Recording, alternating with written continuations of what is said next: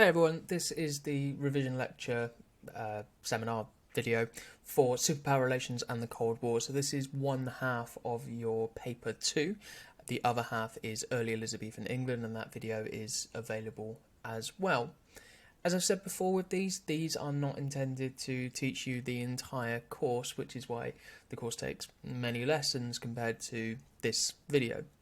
What this will hopefully do though is just fill in any of the gaps that are existing in your knowledge, as well as providing a story, an overview, and ultimately just to reassure you that you probably do know a lot going into your exam. So I'm going to start the story with the ideological differences.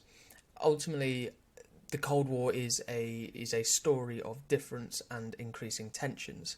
So in the aftermath of World War II, the world finds itself divided by ideological differences. On one side, we have the United States and its allies promoting capitalism and democracy. This is the idea of get rich, essentially. On the other side, however, we have the Soviet Union and its Eastern European satellite states pushing the identity and cause of communism. This is very, very different from capitalism. It's the idea that everyone should be equal. Personal wealth is not necessarily a thing. It should be controlled by the state. And it's these clashing ideologies that set the stage for a long, long period of tension between these two superpowers. So if we stick with World War II for now, the differences start to come to a head during World War II. Now, in 1943, the leaders of these opposing powers, so we have Joseph Stalin, Franklin Roosevelt, and Winston Churchill, they met in Tehran. This meeting marked the first significant step in forging an alliance against Nazi Germany. We see the cartoon here. The idea of Hitler as like a Valentine's cherub, providing love between the three by being this common enemy and this common danger. There was certainly no real unifying ideas between these big three, apart from this common enemy. So in Tehran, the big discussions were involved around when the war is over, we're going to create the United Nations. The League of Nations had failed beforehand. It had failed to stop World War II, but it was clear that an increasing use of dialogue was needed. The other big consequence of this one was the opening of a second front, or rather the agreement to open a second front, which was ultimately decided in the 1944 D-Day landings. Now in 1945, they then met again at the Yalta Conference. Here it's very much, the war is almost over. The end is very, very nigh. So they discuss post-war Europe and the division of Germany. However, as the war drew to a close, mistrust and conflicting interests emerged, and this led into the Potsdam Conference in 1945 just outside Berlin. And this is where tensions between the United States and the Soviet Union had become more apparent. If you have a look at this image here from the Tehran Conference, there is, I don't want to say a lightheartedness to it, but there is some kind of camaraderie here with a joke being made. And then as we get towards, as we end up in the Potsdam Conference, we can see how almost isolated Stalin has become. Roosevelt and Churchill have been replaced, either before or during this conference, and Attlee and Truman shared a relationship, whereas Stalin felt very, very much left out. A key facet of this as well is the fact that the USA now possessed nuclear bombs. They had tested them originally, and then they had dropped them on Hiroshima and Nagasaki in 1945. This caused a huge amount of tension with Stalin and the USSR, simply because they did not yet have them. When someone has this huge weapon that was ultimately kind of unexpected to have happened so soon, Stalin is now having to come to terms with he is not a superpower, technically, at this point, because the superpower now has a nuclear weapon. And so this arms race, this desire for nuclear weapons and desire for power would be something that would, again, come to define the Cold War. So after the war is over, that common enemy has gone.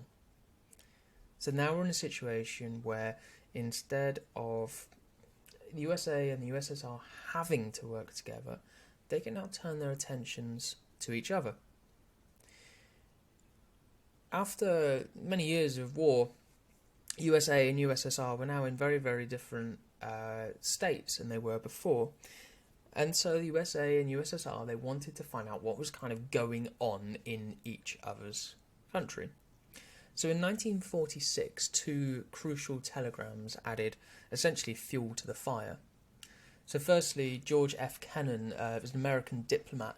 He sent the long telegram, just because it was really long, and it essentially outlined the Soviet Union's aggressive foreign policy, and it said, we need to contain the USSR. We cannot have a situation where it is being allowed to expand, because that is what Stalin ultimately wants.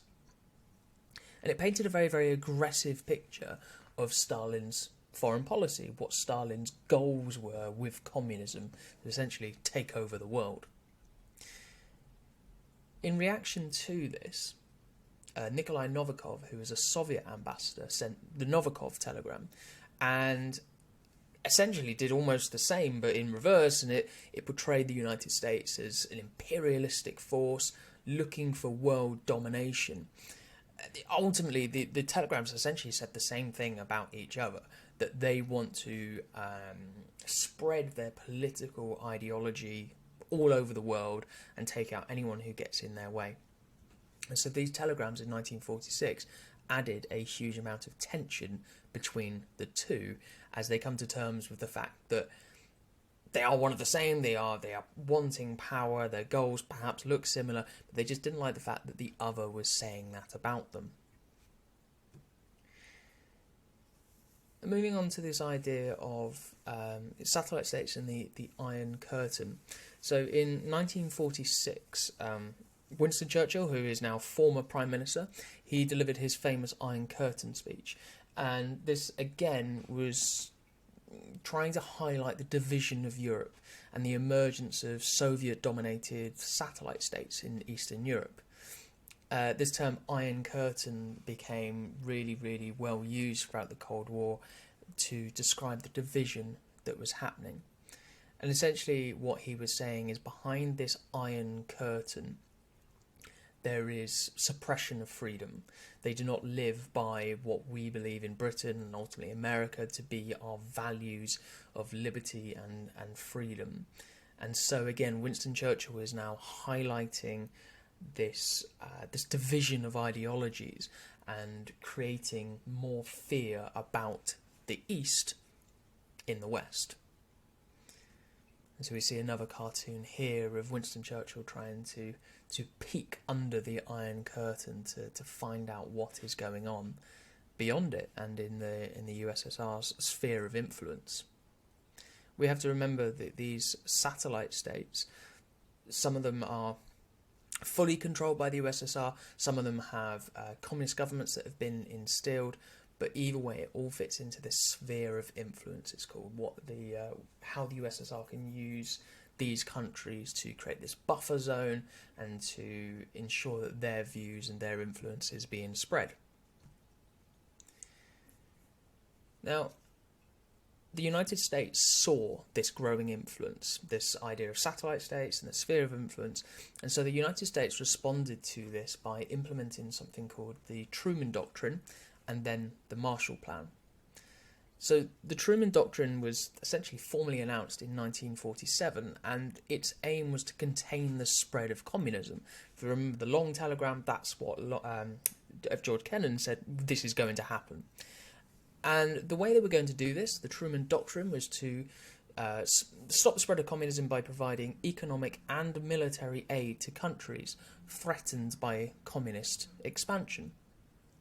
The first time we see this is as a result of the Greek Civil War, with various warring factions, including communists. The British could no longer afford to play any role there, so they backed out.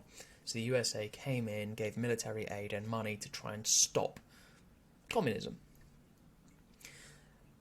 And so with this, the USA saw, oh, this is, this could work for us. This is how we're going to stop this Soviet expansion. And so the Marshall Plan, initiated in the same year, offered economic assistance to war-torn European countries. The idea here was to promote stability and, again, prevent the spread of communism, because if a Western power, a capitalist power, is giving you money, you don't have to go to the extremes of looking to communism for an alternative. And it means that the USSR is ultimately going to have far less influence in trying to have an expanded sphere of influence in that area. So the Marshall Plan is essentially the economic arm of the brain of the Truman Doctrine. Truman Doctrine: stop communism, aid countries resisting Soviet influence. The Marshall Plan is how you do that, by giving them money to not be communist, essentially. Naturally, of course, Stalin is not so much a fan of this. So in response to this, they're all tied in this narrative. So in response to this, the Soviet Union established Cominform, which is the Communist Information Bureau, and Comecon, so the Council for Mutual Economic Assistance. And the idea here was to coordinate the activities of communist parties and to counter the influence of the West. The idea here is essentially Stalin is going to try and do the same. He is going to offer money to countries within his sphere of influence to not take Marshall aid money, and and develop using communist and Soviet ideas. Again, this cartoon kind of highlights the difference on the left hand side. Whereas the Marshall Plan provided modern technology, lots of money, allowed people to modernise their industry and farming in countries. The Stalin's Comecon idea of the mutual economic assistance was far less well funded, and so people still suffered. But it was very, very clear as an attempt in response to what America was doing now in Western Europe to try and prevent that spread. Now, these tensions continued to escalate. And with the Berlin crisis, there's clearly tensions building up to this point in terms of nuclear weapons, talks of espionage, this Comecon and Marshall Plan kind of heading off to each other. And in 1948, the Berlin crisis was occurred, and so the Soviet Union were ultimately the kind of tipping point, were really, really hacked off at the USA in particular for introducing a new currency in the Western occupied zones of Germany. This meant that essentially the money in East Germany, East Berlin and East Germany was becoming worthless. And so, in response to this, the Soviet Union blockaded West Berlin. They cut off all road, rail, any kind of way of getting into West Berlin. Now, we have to remember that after World War II, Germany and Berlin was divided. There is a map on the next slide into different influenced zones, with the Soviets having influence in the east, and the British, French, and Americans having influence in the west. And so Berlin, as a capital, became a kind of a hotbed of a focus of these tensions. And so Stalin, rather boldly, basically said, right, okay, well, if you're not going to play by our rules, if you are going to play politics and you are going to introduce this new currency without talking to us, then we'll keep West Berlin to ourselves. We'll see how long you can deal with these tensions and starve the citizens of West Berlin. And so in March 1949, the Soviets issued an ultimatum and basically said, we demand you to withdraw from West Berlin and we will control the city-state of Berlin. The Allies didn't roll over to this. They created something called the Berlin Airlift. And so this is a massive organisation of planes that take off from Europe and drop supplies into West Berlin. There was nothing that Stalin could do about this, because any attempt to shoot down planes or anything like that would be a huge statement of war and statement of intent. And so these planes were constantly dropping supplies into West Berlin, and it completely ruined Stalin's idea of building tensions and kind of twisting Western powers' arms to get what they want. And so eventually the Soviets realised that this wasn't working, the airlift was coming in, they hadn't won. And so they lifted the blockade in May 1949.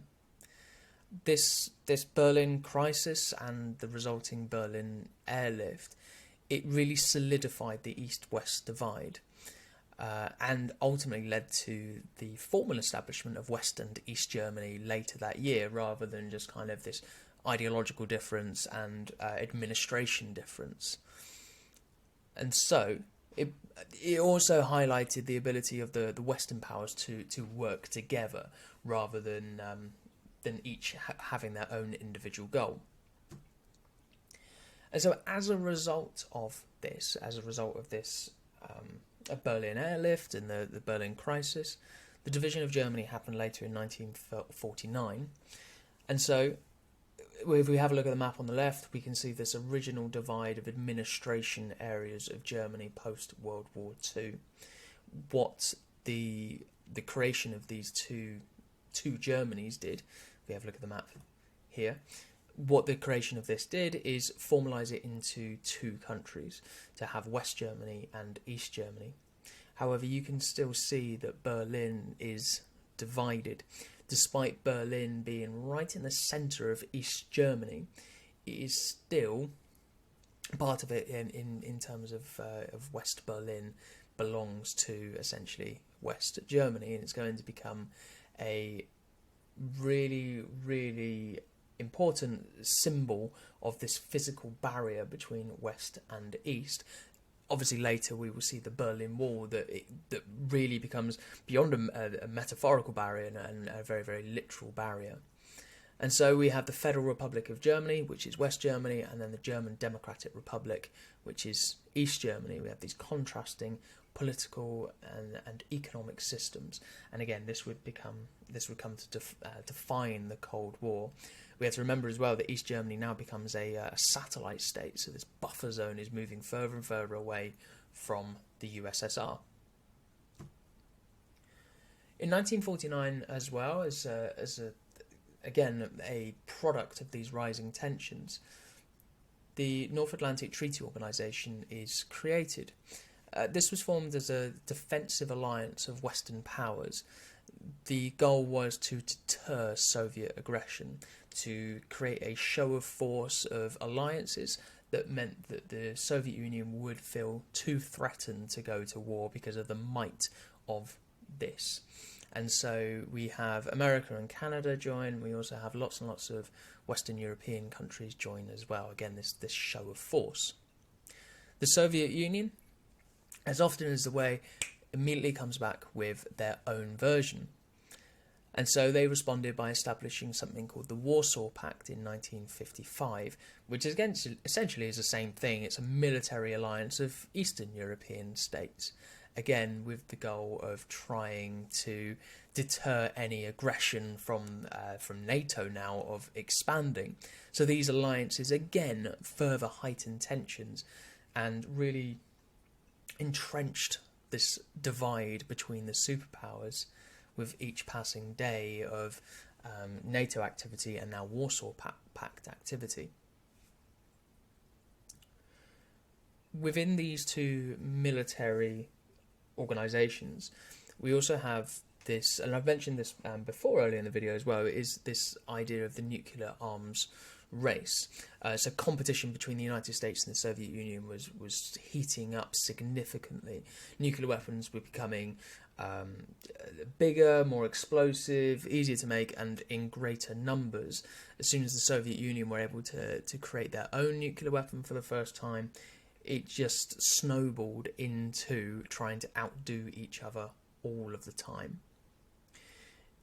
You can see here, this is one of the most famous images of cartoons from the time about something called MAD, or Mutually Assured Destruction. The idea is that the bombs, the nuclear weapons, are not for firing at each other, they are simply to stop the other using it. So of course, if you have a bigger, faster, stronger weapon, then it may be that that you feel like you can use that because the retaliation isn't going to be as severe. But of course, that means the other country is going to try and keep up with that. And so these weapons continually evolve to become more and more dangerous. Again, the idea is to ensure mutually assured destruction. If you fire, then you are very, very likely to get destroyed, so you simply do not do it. Within this time as well, we see some leadership changes as well. So, new USA President Eisenhower comes in. He's a World War II veteran. He has incredibly strong views on communism, but he's also someone who is very military minded. So he orders a huge amount of nuclear deterrence to be built up. He wants to really, really force this idea of America as a nuclear power and we will not stand down. And with this becomes his idea of brinkmanship, of pushing the others to the very, very edge. And he essentially has this idea that politics and power is about knowing when to stop, and that always has to be after your opposition. And in the Soviet Union as well, Joseph Stalin dies in 1953, and his death is going to become a huge catalyst point for the rest of the Cold War. But after some internal power struggles, Nikita Khrushchev becomes premier of the USSR. And again, he has an incredibly confrontational approach to the Cold War, is deeply suspicious of the USA's intentions as well.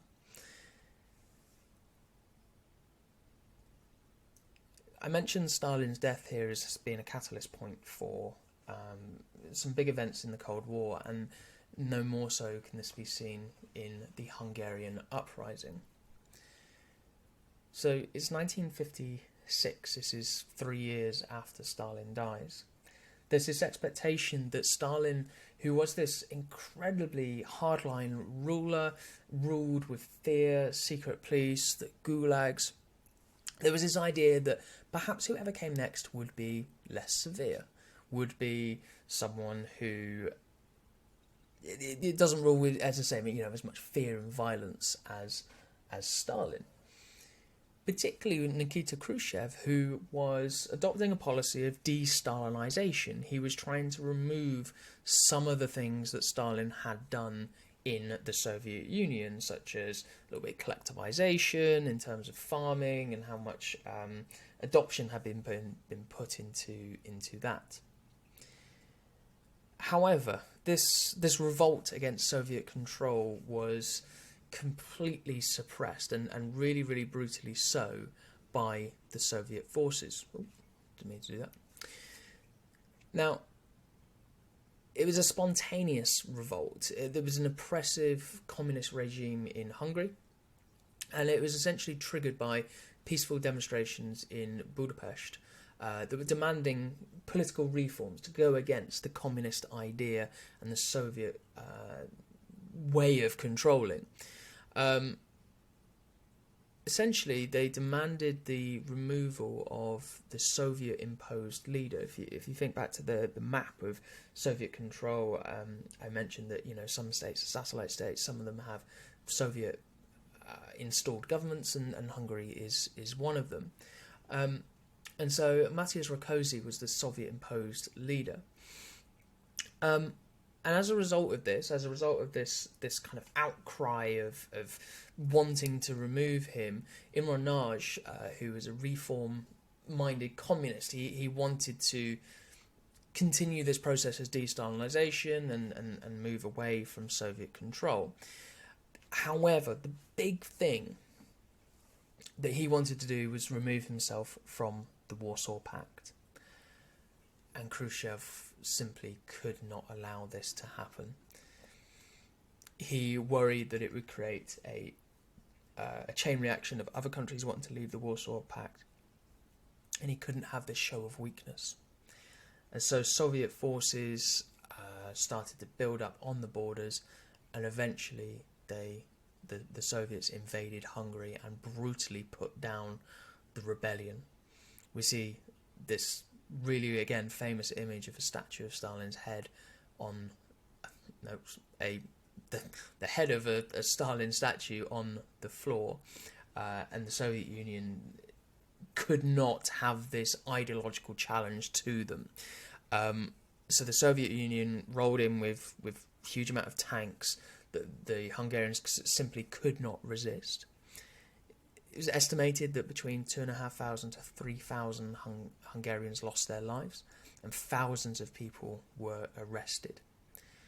What this did ultimately is this kind of sliver of hope after Stalin had died, of trying to move away from this brutal Soviet Union and a more kind of free idea under Nikita Khrushchev was not going to happen, and it established a tighter grip from the USSR and Khrushchev on Eastern Europe now.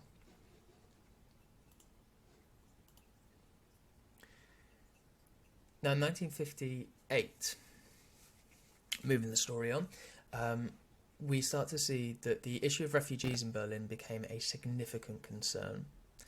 The continuous flow of East Germans seeking asylum and safety in West Berlin was a significant thorn in the side of the Soviet Union.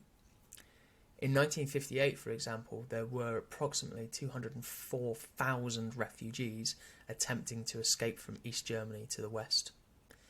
This was clearly a really, really big number. It was something that the Soviet Union were under a huge amount of pressure to try and solve, because ultimately a lot of these people who were escaping were professionals. They were lawyers, they were doctors, they were surgeons, they were teachers. They were jobs that essentially make your country work. And so these people, what became known as the brain drain, was having a hugely negative impact on East German economy and society. And these people were desperate to go and try and seek this better life in West Germany. In response, Soviet Premier Nikita Khrushchev, he issued a kind of a second Berlin ultimatum after Stalin's initial Berlin ultimatum, and he said, basically, get out of the city. I want to create a demilitarized free city. And it led to a series of summits and discussions about what to do that ultimately didn't really come to much in terms of Khrushchev trying to solve this flow of people leaving East Germany. So, Khrushchev comes to extraordinary measures. In 1961, he, overnight, essentially demands the Berlin Wall to be set up.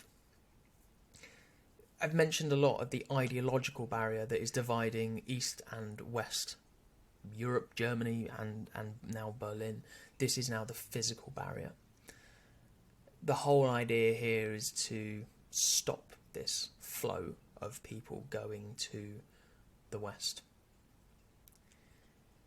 In the short term, this is one of the few occasions I'll say this in this revision seminar, is that in the short term it probably does reduce tensions a little bit. For Khrushchev, it means that people are now not fleeing as much as they were. There's far less problems of information supplies and espionage happening on the border because there's this huge Great Wall there now. So actually these kind of diplomatic standoffs actually die down a little bit after this.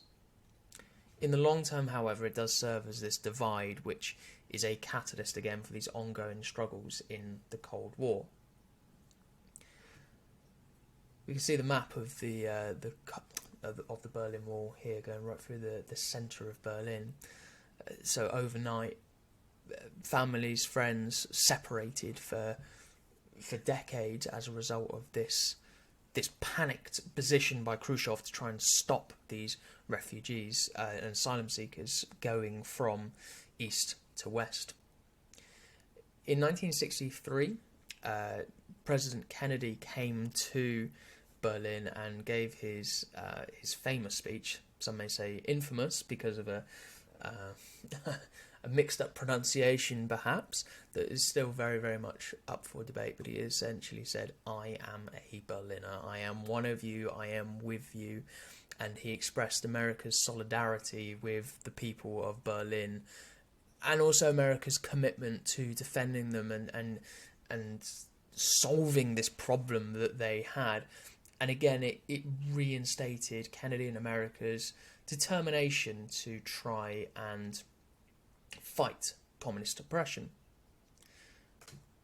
Whilst this wall is there, though, of course, the divide is incredibly significant. West Berlin develops so much quicker than East Berlin. And they see this, and this increases tensions even further as people now want to escape East Berlin even more because they've been caged in, but it becomes even more difficult. Whilst this is going on in Berlin as well, the front of the Cold War opens up even further. In 1959, the Cuban Revolution brought a man named Fidel Castro, you can see him here in the centre of the image, to power, and he led a communist regime to power. The problem was this was only 90 miles from the coast of the United States. Cuba had been essentially America's playground. It had been somewhere where America had a lot of political and economic influence. American tourists flocked there. But now, with a communist power there, this suddenly changed, and this became, again, a huge thorn in the side of the Americans, because they lost somewhere where they thought they had a big influence on. Particularly with it being so close to the United States. In 1961, Kennedy, now the American president, young, inexperienced president, he takes over from Eisenhower, and Eisenhower had already formulated a plan to overthrow the new Cuban Communist Party. It was going to be called the Bay of Pigs invasion. Kennedy was now the person who had to kind of pick up this plan. The idea was to train Cubans who had fled the communist regime, train them up, support them with the CIA, and invade this area called the Bay of Pigs on the south side of the island. They'd march to Havana, the capital of Cuba, take everything over, get rid of Castro, install capitalism and democracy there. It's all nice and easy. However, it was a complete failure. There simply were not enough Cuban exiles trained and landing on the beach. The air support was significantly reduced by Kennedy so that it didn't look like America was actively involved in what was going on. And ultimately there simply wasn't enough military intelligence or weapons to overthrow the might of this Cuban Communist Party now. This significantly increased tensions as a result. Even though Kennedy was determined to distance himself from having anything to do with the Bay of Pigs, everybody knew. So, as a result of this, we end up with the Cuban Missile Crisis in 1962. This is one of the most significant moments of the Cold War. When we think about all of the tensions, it's leading up to this moment. So Castro had become very, very close with Khrushchev.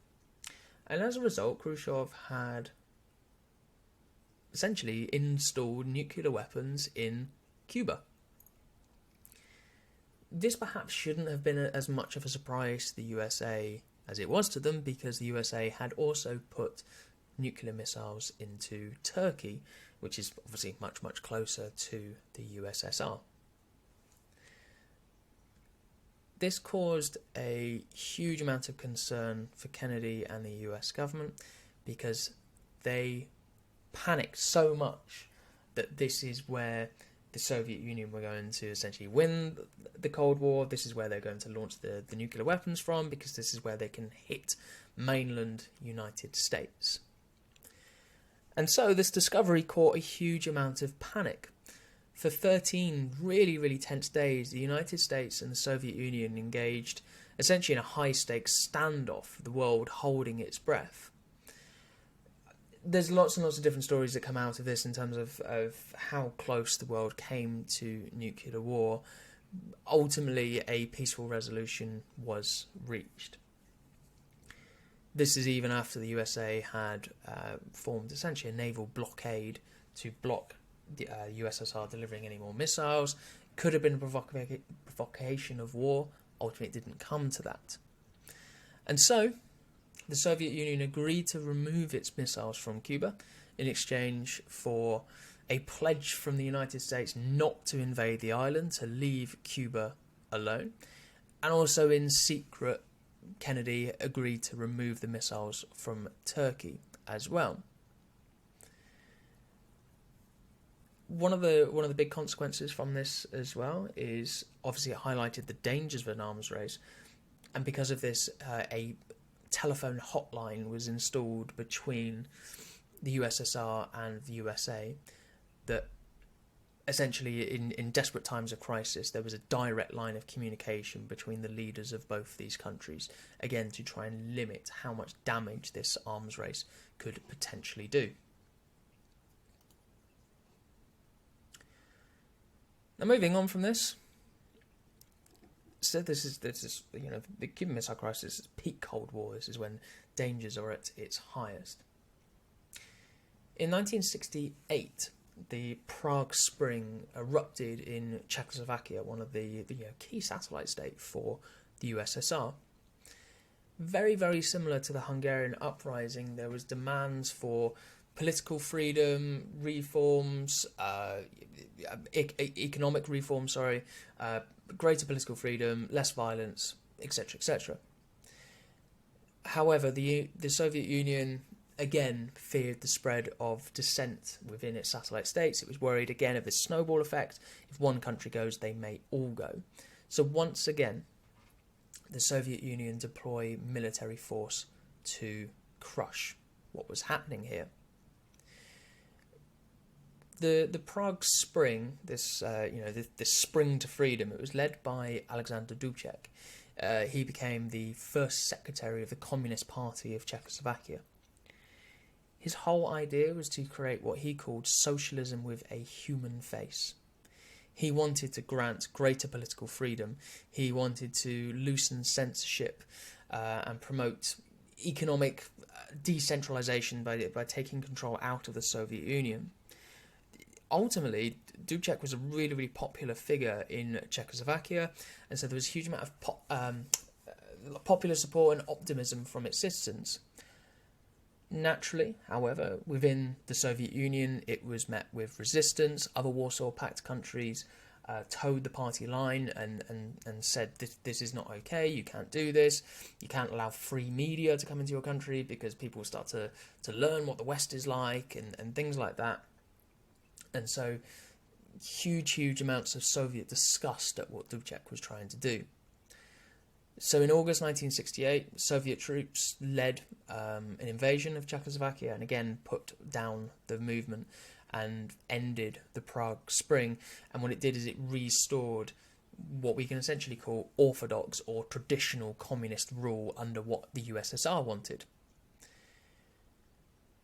In 1968, with this as well, as a result of this, the Brezhnev Doctrine was introduced.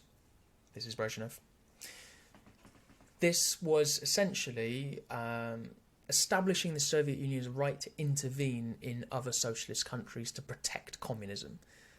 Basically, any communist country on the planet, the Brezhnev Doctrine is the idea that the USSR can get involved to protect it. And so, this further solidified Soviet dominance over Eastern Europe and limited any potential for political uprisings and developments like what happened in Czechoslovakia and what happened in Hungary.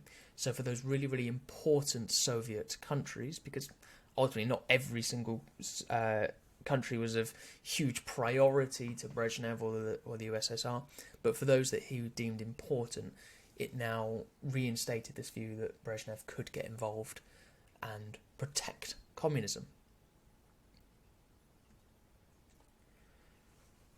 Despite these increasing tensions, in the 1970s, the world ends up in a period of détente. So détente is this easing of tensions between the United States and the Soviet Union.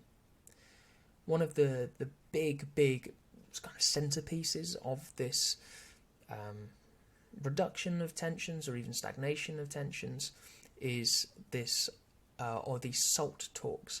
So these are the Strategic Arms Limitation talks. So SALT 1 in 1972 was essentially designed to try and limit the amount of nuclear weapons. It was the first sign of both of these countries going, you know what, having thousands of nuclear bombs is probably not the wisest thing to do. We'll agree together to try and reduce them, to try and stop the world exploding. So SALT 1 was signed by Richard Nixon and Brezhnev. And SALT 2, this is a slightly more tricky one. Essentially, it was, again, to try and reinforce how nuclear weapons should be limited and not allowed to put them wherever you want and things like that. It was... Negotiations happened from 72 to 79, an incredibly long time. And although it was signed in 79, it wasn't ratified by the US Senate.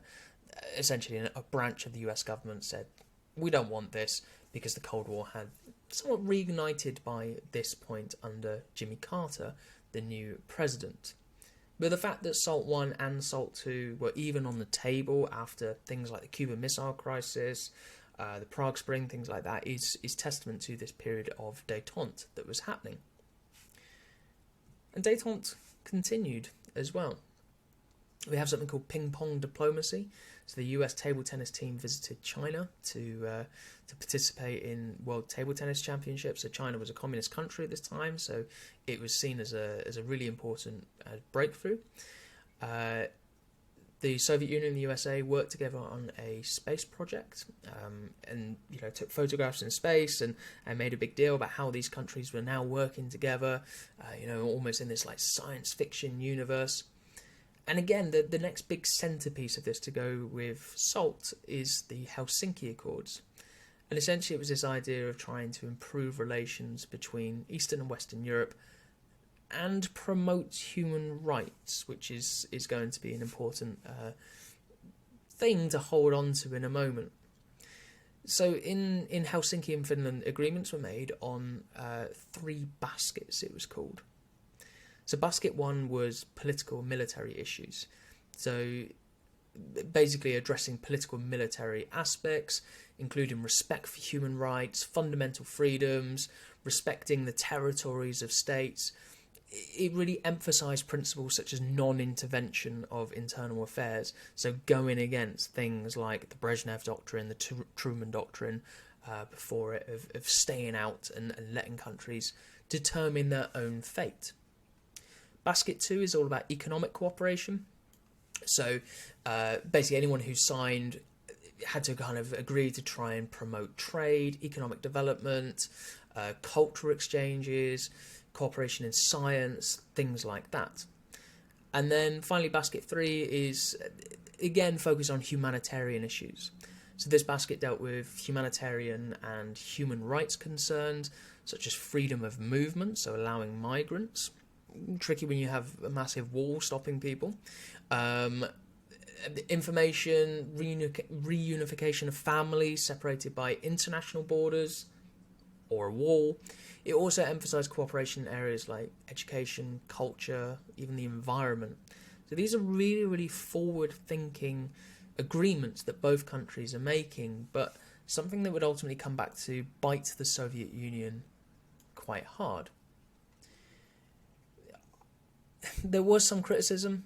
There was criticism that perhaps it didn't go far enough to absolutely 100% guarantee the adoption of human rights, but I still feel like it was a catalyst for trying to signal a change, and again emphasising this period of détente that both countries were now in. However, détente was not here to last. There was still the ongoing arms race. The arms race was again causing tensions. Both superpowers obviously seeking to outmatch each other in terms of nuclear weapons, but obviously with SALT talks they had to try and limit them.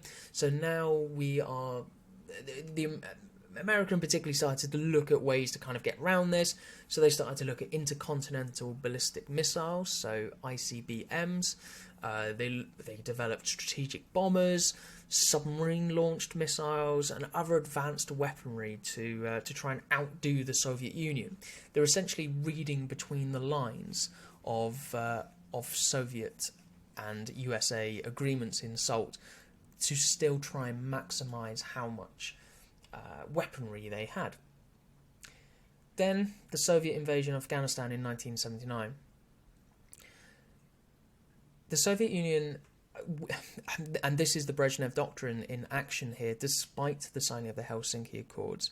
So the Soviet Union intervened with their military in Afghanistan to support the communist government. It was facing a growing insurgency. So even though the Helsinki Accords were all about countries deciding their own fate, the Soviet Union waded in here.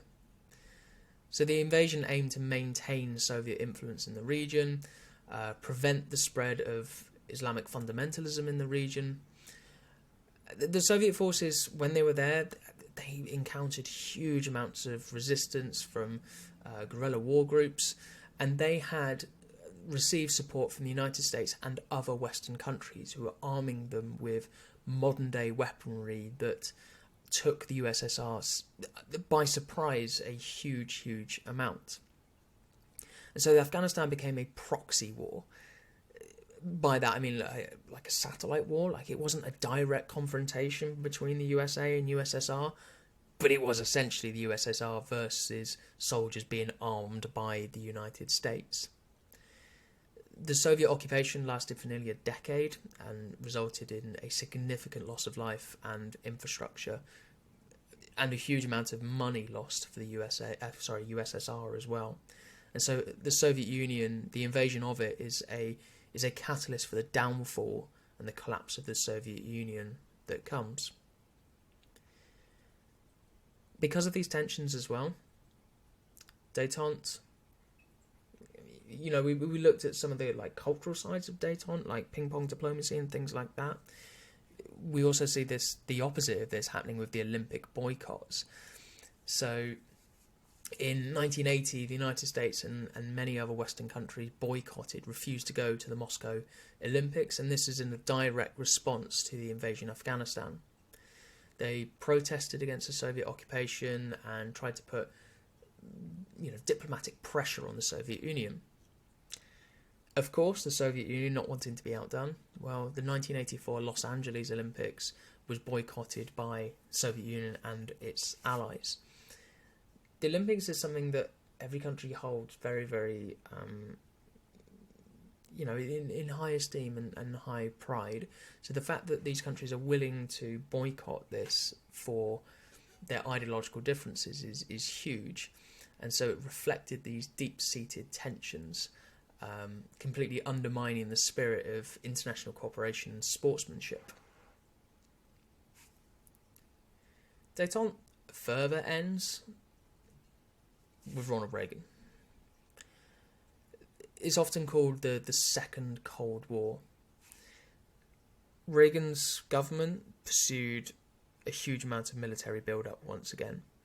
It escalated the arms race once more and placed even more pressure on the Soviet economy, which was now struggling with some of the decisions they made, particularly in Afghanistan. Reagan was incredibly anti-communist. He was a very, very good speaker. He used to be an actor, and he really kind of, for want of a better word, hyped up the US population of going against the Soviet Union, kind of resisting not to be duped by détente. Famously, he said in 1987, "Tear down this wall," and really again putting pressure on the Soviet Union, and again showing how the USA was going to be involved in what was going on in Eastern Europe. One of the other things that Reagan is most well known for is his Star Wars project, otherwise known as SDI, his Strategic Defense Initiative. Essentially, the Soviet Union by this point had developed their own ballistic missiles that could fly thousands of miles. It was a huge amount of money and essentially involved lasers in space, identifying them and then firing lasers at them, blowing them up. Which, again, for the American population, it was like, wow, this is amazing. We are a technological superpower. We're years in the future. An operational system was never deployed, but it did have a significant impact on the kind of dynamic of the Cold War, of the USSR going, oh my God, we are really quite far behind here. Even if we were to go to war, we haven't got a chance of now technically hitting the USA because they've got this Star Wars or SDI system. So again, put further pressure back onto the USSR as a result of this. But certainly we can see this, détente is now very much over. And so in terms of our final chapters then, this is all about Mikhail Gorbachev. So Mikhail Gorbachev pursued policies of perestroika and glasnost. So perestroika is all about restructuring the Soviet Union. He wanted to essentially totally change how the Soviet Union worked, to rework its political and economic system. He recognised when he took power in 1985 that simply this was not working for the Soviet Union anymore. They were doomed if he did not make a change to what was happening.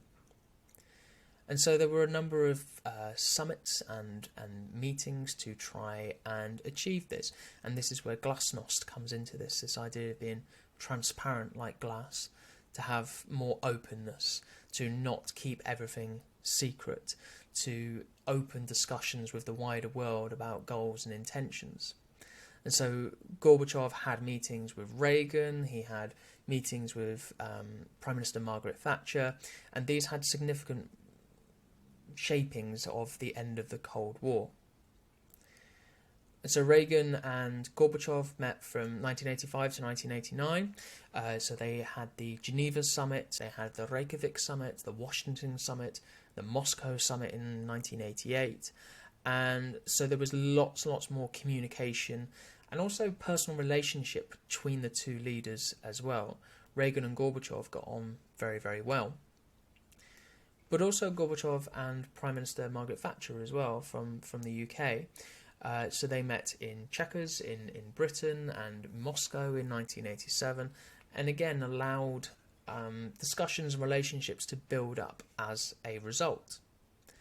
So these meetings played a really, really crucial role in, again, reducing tension. So Reagan had certainly escalated it with the Second Cold War. It needed to de-escalate now.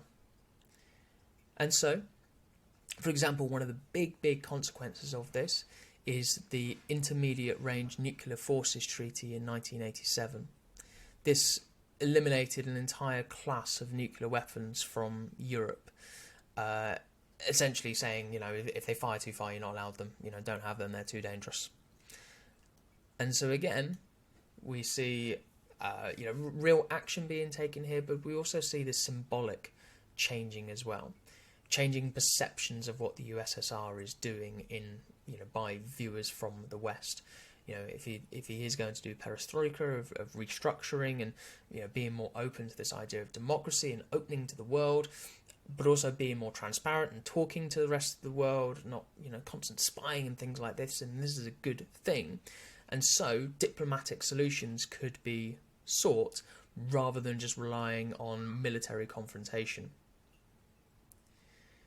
Ultimately, then, what we have is the fall of the Berlin Wall in 1989. This is the symbolic end of the Cold War division. It's, as I've put here, this triumph of democracy. Democracy has won if you are from the West. Those things that you have been fighting for, those things that huge amounts of money have been spent on, have now overcome what was seen as the perceived evil from the USSR. And so the Berlin Wall comes down in 1989, and thousands of people flock from east to west to enjoy their freedoms. After this, there was no hope for the USSR to kind of stay on its feet. It lost its centrepiece in Berlin. And so in 1989, as I said, the Berlin Wall fell, and then this led to the erosion of Soviet control in Eastern Europe. This also came with people's demand for political freedoms. We've seen that Eastern European states had been demanding political freedoms all the way through the 20th century, but it hadn't worked because of the Soviet control. But now Soviet was pursuing perestroika and glasnost, so we're kind of trying to be more open and more democratic and more friendly, but also we're economically weak. They couldn't crack down as they have done before. And so the next thing that happened was the unravelling of the Warsaw Pact. Eastern European countries realised that they could break away from Soviet influence. They could determine their own fate. So one by one, these Soviet states started to declare their independence, marking the end of Soviet hold over Western Europe, as this map shows. And then finally in 1991, the Soviet Union itself meets its end. Economic struggles, political unrest, this rising idea of nationalism contributed to what we call the dissolution of the USSR. And so this triggered the end, this marked the end of the Cold War. After decades in this political tension arena that the USSR and the USA found themselves in. The final thing I want to do then is just very quickly talk you through the question styles that you will face on this exam. As I said, this exam is with the early Elizabethan course as well. It is a long exam, so the more efficient we can be with these questions, the better chance you've got of absolutely smashing this one, as you deserve to do. So the first question that you will have in your Cold War paper then is explain two consequences of. This question came up, or rather a question about this came up a couple of times within my classes about what exactly is a consequence. And I think people overridingly see a consequence as a bad thing. I think in schools, when we talk about consequences of behaviour, we're talking about behaviour points, but a consequence can be a very good thing as well. A consequence of good behaviour is merits and house points and things like that. So do remember that when you see this question, that consequences don't have to be negative, just in case you're kind of struggling to link that in. So a consequence is something that happens as a direct result of something else, good or bad. This is worth 8 marks. So obviously each consequence, therefore, is worth 4 marks. So all you will simply do with this one is one consequence of whatever it's asking you about. The fall of the Berlin Wall was something. So, the reunification of Germany. This is where you will essentially just describe the event, what happened, a couple short sentences about what that consequence was, what it looked like, what it did. And then the explanation bit is this bottom bit here, when you're then going to explain that. So this became better, worse, more developed, more often. What actually happened as a consequence. So if we're talking about the fall of the Berlin Wall, so one consequence of the fall of the Berlin Wall was increasing move away from the Warsaw Pact, then we can say, more countries were trying to move away from the Warsaw Pact more often after the fall of the Berlin Wall, because there was now a show of less control by the Soviet Union over a country's self-determination, for example. So you will need to do this twice. Okay, remember, it's 2 consequences of what you're looking for here. So one consequence of this was this. This is where this became better, worse, more developed, etc. Another consequence of XYZ was this. Okay, this is essentially, you've done lots of these questions over the years, because we talk about cause and consequence a lot in history. Just remember, consequence can be good or bad. So this is the mark scheme that you will be marked against here. You can see it's actually quite light, because each consequence is worth 4 marks. So in terms of that level 2, so features of the period are analysed to explain a consequence. This is where you need that bit down the bottom here. This became better, worse, more developed. That's your analysis and it's your explanation. And then obviously you just need your knowledge in there. But just remember to explain that consequence by saying something became better, worse, more developed, more often, whatever it may be, depending on what you've got there. Question 2 then is this. I think this question is a really funny one, because for years, history exams have always been about not telling a story. If you think of like the 12 marker or the 16 marker, it's all about analysis and explanation, and yet we have a question here about writing a narrative. I personally really like this question. I think this is a question that is like writing like a historian. And so it will ask you to write a narrative account analysing something, the key events of something. So essentially here you are just having your beginning, middle and end. So for me, I'd be writing this as, firstly, ABC happened. What was it? As a result of this, okay, that's how I'm going to lead on my story. As a result of this, this happened. Later, XYZ happened. This led to. So again, I'm just linking my story. And then my end, I'm essentially just bringing it all together. So ultimately, summarise at the end, X led to Y, which impacted Z a lot, which created ABC. I'm just linking it all together to kind of sew that story together. The most important thing you can do in this question is to remember your narrative vocabulary. So began, became, realised, worsened, intensified, changed, improved, encouraged, developed, followed, increased. Any one of those words shows that you are analysing the narrative. You're not simply saying, first, then this happened, then this happened, then this happened. You're not doing that. You are saying that each event linked into each other, and it changed and intensified, relations worsened, tensions increased, whatever it may be. You are analysing that. So by no means do you have to remember these kind of sentence starters here. As long as you remember the beginning, middle and end, just get those narrative vocabulary words in so you can show off your analysis and you understand how it links all together. What I will say on this question is just obviously make sure you read the question really, really carefully. Here is an example here. So where it says write a narrative account analysing the key events of détente, this is not a consequence question. As a consequence question, we'll be looking at consequence of détente being ultimately the collapse of the Soviet Union because tensions eased. However, this is not that question. This is a question about the events of it. So it's the beginning and middle and end of that particular event, rather than thinking about long-term consequences. So just make sure that you are within that time period. Again, if we look at level 3, if we're looking at AO2, which is the skills, a narrative is given which organises material into a clear sequence of events, so don't mix up your chronology, leading to an outcome. And this is why we have our narrative vocab here of improved, changed, encouraged, because that is that outcome. The account of events analyses the linkage between them and is coherent and logically structured. So it's all about that vocabulary to show off to the examiner that you know how it all links together. And then finally, question 3. You will have a choice of 3 topics. And the question will be, explain 2 of the following, the importance of something. and you will need to pick 2 of those that you are going to talk about. Essentially, for this question, you are going to write 2 Peel paragraphs for each of the consequences, so 4 paragraphs overall.